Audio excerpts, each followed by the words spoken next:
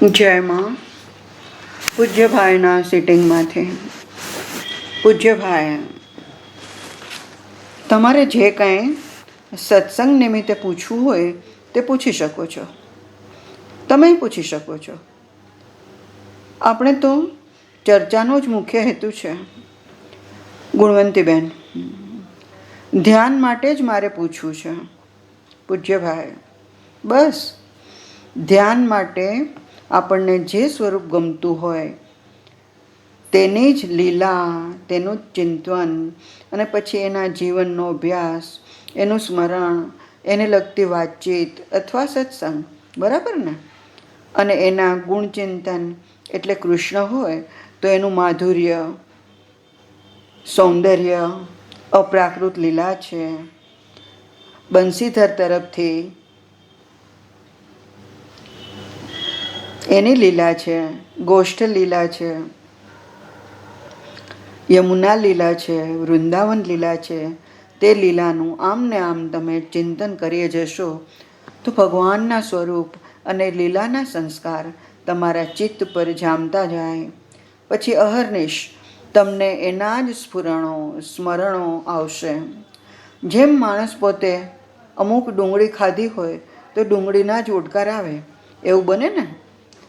તેવી રીતે તમે અમુક જાતનું ચિંતન કર્યું હશે, અમુક જાતનું નામ લીધું હશે, અમુક જાતનું સ્મરણ કર્યું હશે. પછી હરતા ફરતા તમને એના જ વિચારો આવશે. પછી બીજા પરાણે વિચારો લેવા માગશો તો એ નહીં આવે. સમજ્યા? એટલે એ સ્વરૂપનું ચિંતન, લીલાનું ચિંતન, ગુણોનું ચિંતન, પછી એનું વાંચન, એનો સત્સંગ, અને એવી જાતના માણસો હોય કે જેની સાથે વાતચીત, એટલે તમારો સમય છે ને એ નિરર્થક વેડફાય નહીં અને તમને પોતાના જીવનની અંદર કૃતાર્થતા લાગશે. અને તમને ભગવાને ઘણું આપ્યું છે, સંગીત આપ્યું છે, તો એવા ભજનો ભગવાનના અને સુરદાસના, અને એ તો એની અંદર એકદમ તલ્લીનતા આવી જાય છે.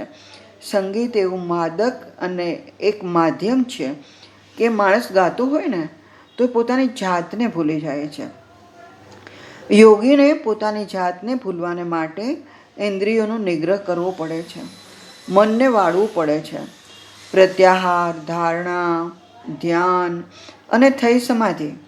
પણ એક મિસ્ટિક કે સંગીતકાર હોય છે, અથવા તો પ્રકૃતિનો પ્રેમી હોય છે, કે કોઈ કવિ હોય છે ઊંચી કક્ષાનો, તો તેમાં ખાસ કરીને સૌથી માદક માધ્યમ હોય તો સંગીત. તો એને મગજ હલાવવું જ નથી પડતું.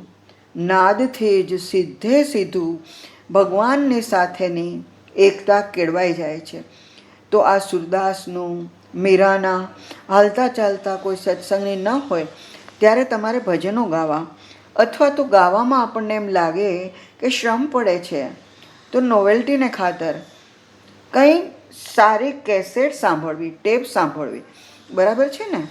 એટલે તમારી આખી ચિત્તની અવસ્થા છે તે સમાધિસ્થ જ રહેશે.